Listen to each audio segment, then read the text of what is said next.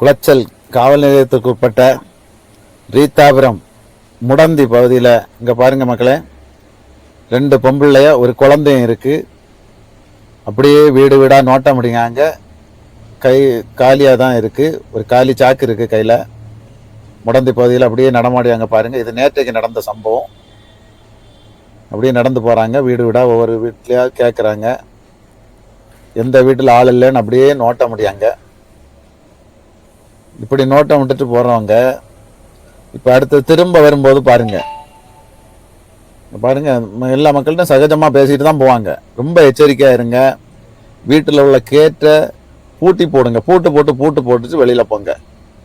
இப்ப அந்த 2 வீட்டுல முடந்தி பகுதியில் உள்ள 2 வீட்டுல கேட்டை பூட்டி போடாததுனால கொண்டி போட்டுட்டாங்க. பூட்டு போடாததுனால வந்த பிரச்சனை. அப்படியே பக்கத்து வீடு கூட தெரியாது. அப்படியே அவங்க திருடி பாருங்க, மக்கள்கிட்ட பேசி சகஜமா பேசுவாங்க. கேட்டா பிச்சை கேட்ட மாதிரி கேட்பாங்க.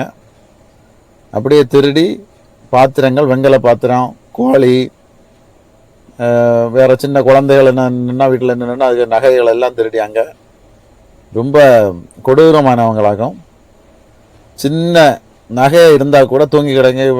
அவங்க கழுத்துலயோ காதுலயோ சின்ன நகை இருந்தா கூட தனிமையில ஒரு ஆள் தூங்குறாங்கன்னா அவங்களுக்கு தலையில கல்லை போட்டு கூட அந்த சின்ன நகைக்காக வேண்டி, 1 கிராம் நகைக்காக வேண்டி கொலை கூட செய்வாங்க. அப்படிப்பட்ட மக்களாக்கும். இப்போ பஸ் ஸ்டாண்டு எல்லா இடமும் சுற்றி திரியாங்க.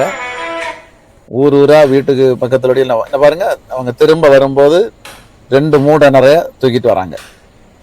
அங்க பாருங்க, மக்கள்கிட்ட சகஜமா பேசிட்டு தான் போவாங்க. தூக்க முடியாம தூக்கிட்டு போறாங்க மூடை. கவனமா பாருங்க. இது முடந்தி பகுதியில் நடந்தது. நீங்க அதனால வீட்டை விட்டு வெளியில போகும்போது வீடையும் சரியா பூட்டிட்டு கேட்டையும் பூட்டிட்டு போங்க. அப்பதான் உங்க பொருளுக்கு பாதுகாப்பு. தனிமையா பொம்பளைல, வயதான பொம்பளைல வீட்டுல இருத்திட்டு போகாதுங்க. அப்படி உண்டுனா வீட்டுக்குள்ள வச்சு பூட்டிட்டு போங்க. ரொம்ப எச்சரிக்கையா இருங்க.